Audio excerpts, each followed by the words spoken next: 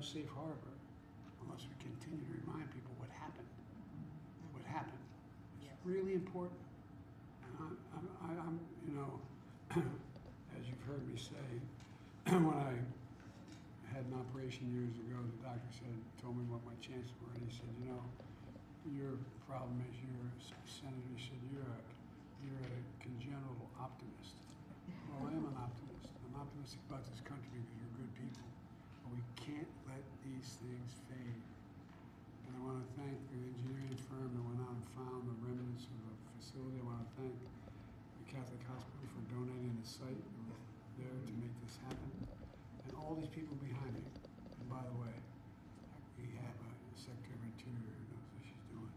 She cares a lot about all these things. So I know this may not seem significant to most Americans, but it's important. It's important.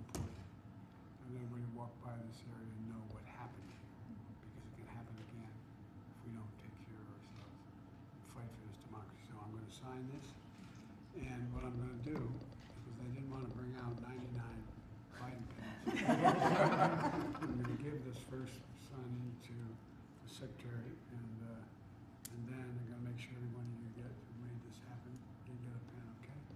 Okay. All right.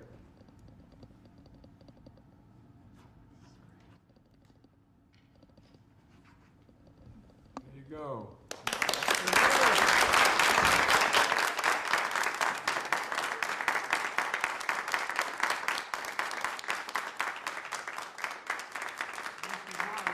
You don't usually do this, but Dick, do you want to say anything, or Nikki, you want to say anything, or no, seriously, because you guys work like you started this in 2022, I think. I did, Mr. President. Actually, we started it even before then, but we really gained steam and got it passed out of the Senate.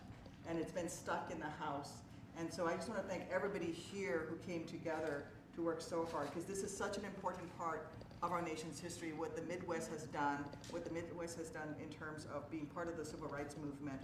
So much of what happened in the South started and was supported through places in Chicago and in Springfield. And I'm so proud that Springfield, Illinois is home to the beginning of the NAACP. Good things can come out of bad things as long as you don't forget what happened. Yes. Thank you, Mr. President. Thank you. Thank you. This was not the only race riot in America by any means. My hometown of East St. Louis, Illinois had one as well. The difference here was it was the home of Abraham Lincoln. At that moment in history, people reflected on the fact that we were stunned and outraged to think this happened in Mr. Lincoln's hometown. And I think that's what inspired the NAACP, Mr. President. That's why that has national significance. But it was the connection with Lincoln that really drove home the point that racism has to end in America, and we're still fighting that battle.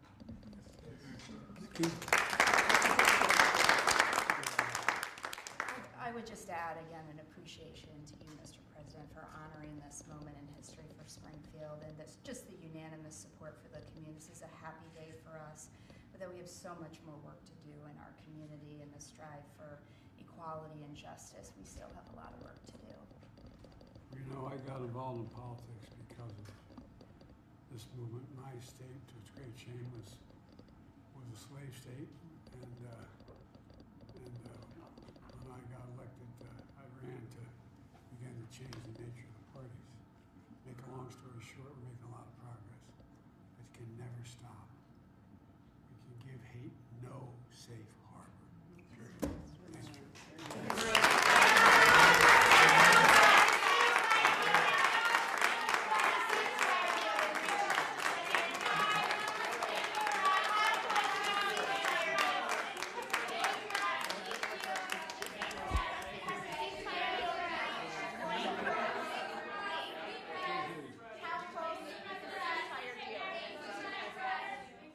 Say one thing about one of the reasons why I was late for you all was I was dealing with the ceasefire effort in the Middle East, and we are closer than we've ever been. I don't want to jinx anything, but as my grandfather said, with the grace of God, good little neighbors, a lot of luck.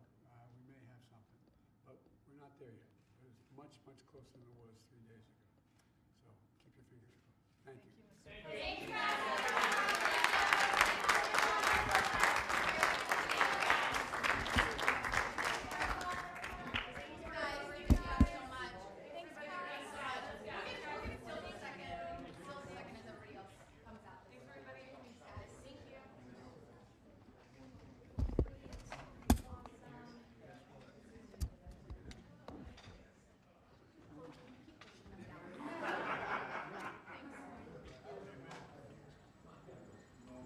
still connected, Jay?